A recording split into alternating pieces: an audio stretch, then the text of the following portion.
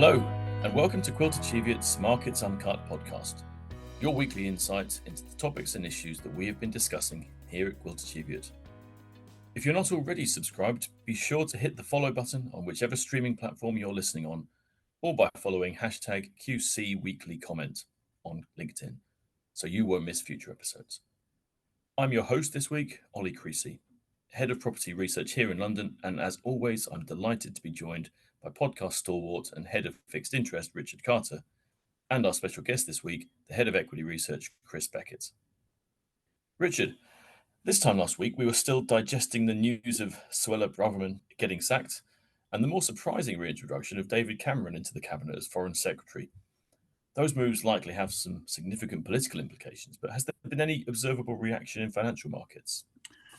Good question, Ollie. I mean, it was a bit of a surprise to see David Cameron get out of his car and walk up Downing Street. But I think, as far as markets are concerned, it's a bit of a sideshow, very much more politically driven, and won't have much of an impact, I think, on sort of bond markets and equity markets. And let's be honest, I don't think it really changes the outlook for the next general election. Labour is still well ahead in the polls, and I can't see, even though Cameron might have some supporters in the more sort of in the country and a sort of more moderate Tories, I don't think it's going to be enough to close the gap in the poll rating. So no great market reaction for now. Yeah, thanks. So I will move on to the sort of more financial orientated data then. Last week was one of those which had multiple important data releases. We saw both the US and UK inflation numbers come out. For the record, that was plus 3.2 in America and plus 4.6 over here. It seems to me that both of those figures were a little better than expected, by which I mean lower. Do you think that we're going to soon reach a point where inflation isn't what everyone's talking about, or are there more surprises to come in this arena? Yeah, I mean, I'd like to think, Ollie, we get to the stage at some point where we don't have to spend so much time talking about inflation, because obviously it's been one of the big topic for the last couple of years or so. And I don't think we're quite there yet. I think you never quite know what's going to happen with oil prices or natural gas prices as we go through the winter. Obviously, you've got concern over OPEC, concern over what's happening in the Middle East. So I don't think we're there yet in terms of inflation, and it's still a sort of we're not back to target yet. It's still at a level where central bankers are going to need to stay the course on interest rates, and they're going to be, as they have been doing over the last couple of weeks, reminding markets there's still some way to go before they're going to be in a position to cut interest rates. But I do hope, as we go into 2024, that we will spend a bit less time talking about inflation, a bit more potentially about other areas. And I think economic growth will be more in the news potentially than inflation. All right, so Richard Carter confirmed as an inflation hawk then. I guess maybe we can move on to some of the central banker comments, in fact, because I think that's quite relevant. We're noting that inflation has fallen quite sharply. It's not especially low, but it is falling. But actually, when I think back to the comments that I've seen from the US Federal Reserve Chair and Andrew Bailey in the UK, the commentary is more, as you described it, staying the course, perhaps even raising the idea that there's further rate rises to come. Just curious to get your take on that. Is this a real possibility, or is this one of those exercises where the commentary is provided in order to manage expectations a little bit? Spot on. I mean, central bankers do talk a lot. I think there's potentially too much. I don't think there's much scope for another rate increase in the UK, that's for sure, because I'm not quite sure the economy needs it. And given where inflation is going, I think it's pretty unlikely. It's not completely out of the question in the United States. I think if the labour market stays very resilient. But I think this is more about central bankers just being very careful and cautious. They don't. The last thing they want to see is financial conditions loosen too much, inflation stays high, and then they have to start raising interest rates all over again. So I think it's just really messaging from them, just to remind people that rates will have to stay reasonably high for an extended period of time. But I think the chance of a rate cut within the next 2 to 3 months or so in the UK or US is it's very limited. Thank you. So final question for you then, Richard. We've seen some pretty weak retail sales figures on Friday. This is UK specifically, down nearly 3% year on year. And as a result, we've seen a few economists now raising the spectre of a winter recession in the UK on the back of this announcement. Where do you stand on the view of that risk, that recession risk now? Yeah, it's possible. I mean, the economy's actually been a little bit more resilient than we were expecting at the start of the year, but it's not like there's been a ton of growth. I mean, we're kind of sort of flatlining, slightly in positive territory, and nothing more. And I would expect that circumstances to sort of continue. So when we talk about potential for recession in the UK, we're not talking, financial crisis kind of levels, massive rise in unemployment, but it's possible you may have, a couple of quarters of, a modestly negative growth, which wouldn't be great, but it probably maybe wouldn't be a disaster that people might think it is. So it's always possible. I think the thing to focus on really is the unemployment rate. That's still relatively low. Most people are in jobs. Wage growth is quite strong. I think as long as those conditions are in place, then the UK economy will do okay, albeit there are a number of structural challenges that the government's going to try to get to grips with. But we're certainly not expecting a severe recession at the moment.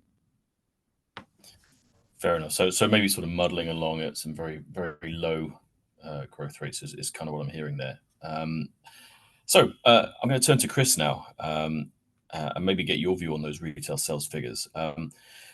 They were weak. I think most people would agree with that assessment. But did they come as a surprise? And is this the trend now for the UK consumer, or do you think Black Friday and maybe Christmas spending will cause some sort of reversal?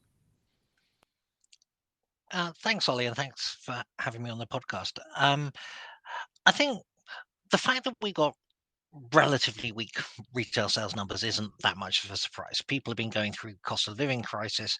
People have had bills going up. I think everybody's got to evaluate whether what they're spending money on really justifies itself. I sort of suspected that this was going to come up, so I Googled it, and the the the first headline that came up was retail sales plunged by 0.3% in October. And I think we can make an awful lot of hyperbole about pretty small moves in economic series. And if you're looking at the month on month, that 0.3 is sort of beyond the margin of error. These are very difficult things to calculate. Trying to measure what is sold in every shop, garage, supermarket across the country, notoriously difficult. But what I think you can see, relative weakness, that the value of retail sales is still increasing, but the volume, the amount of stuff that we can afford to buy, has been reducing.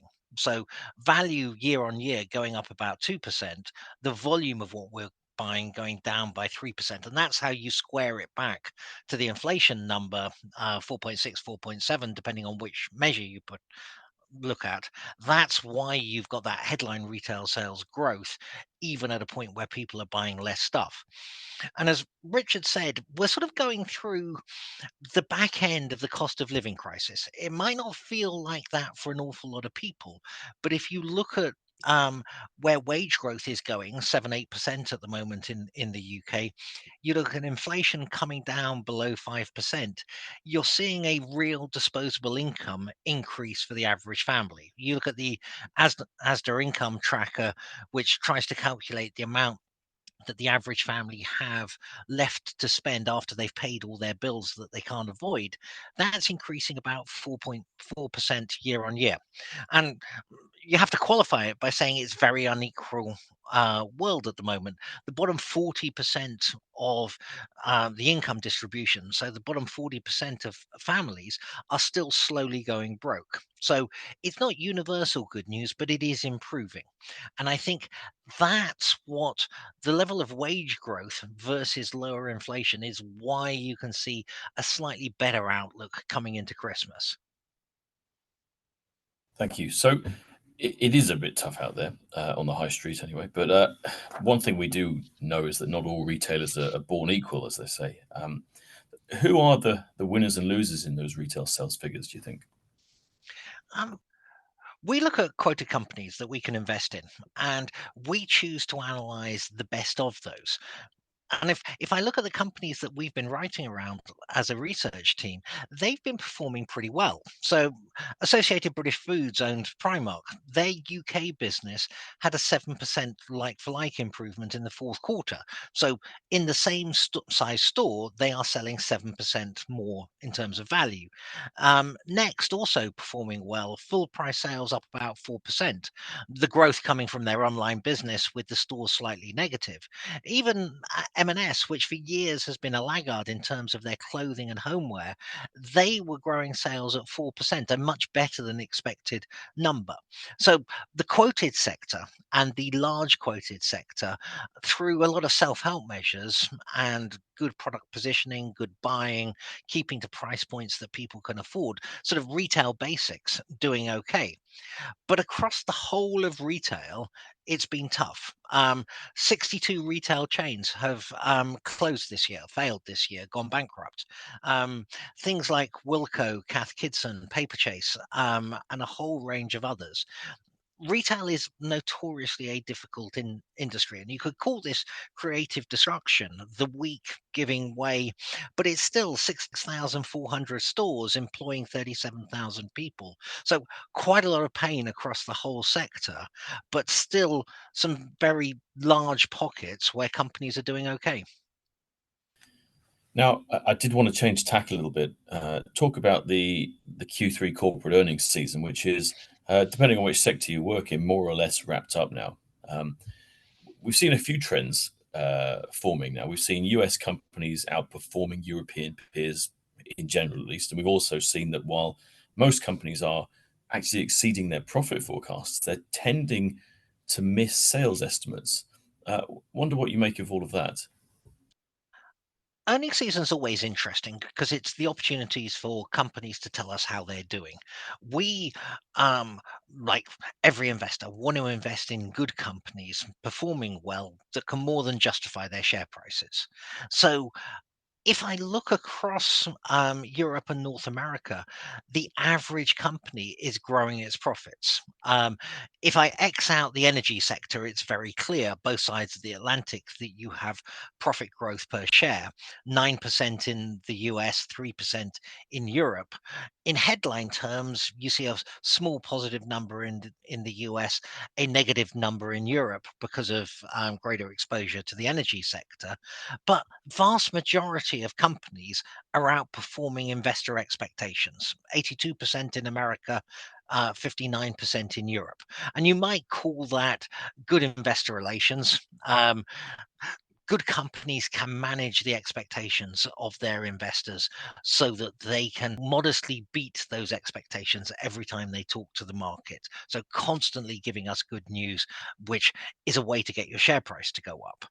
If I look at sales numbers, again, X energy, this is where you get the difference that you were talking about. So 4% growth in America, 6% reduction in Europe. And that's including a lot of companies that have had inflationary pricing. So you'd be looking for an improvement there. If I'm looking for the companies, the sorts of companies where they're disappointing and guiding to lower sales and profits in the future, it tends to concentrate in consumer discretionary and industrials companies. I think we've got to go back to what we were talking about a little bit before about macroeconomic slowdowns, the cost of living pressures, and the sort of wage growth that we're seeing as a positive when we're talking about retail sales and consumer facing businesses. That wage growth is a negative in terms of profitability for every company that we look at. They are having to absorb those labor costs on top of commodity related cost increases and transport and freight increases. It makes it more difficult for companies to increase their profits. But it's positive that you're seeing those results come through in a broadly positive fashion. Thank you for that. So, final question, and it's the same as the last one I asked of Richard. Do you agree with him about the winter recession risk, or do you respectfully disagree? And I suppose you could also disrespectfully disagree if you prefer. No, always treat Richard with respect. Fixed interest markets can tell us a lot about what's happening in the world, and we disregard that messaging at our peril. If we look at where we are in terms of UK GDP, we may have been in a technical recession, we may not. You'll know in a few years' time when you get the final revisions to the data. But Q3 GDP was pretty much flat.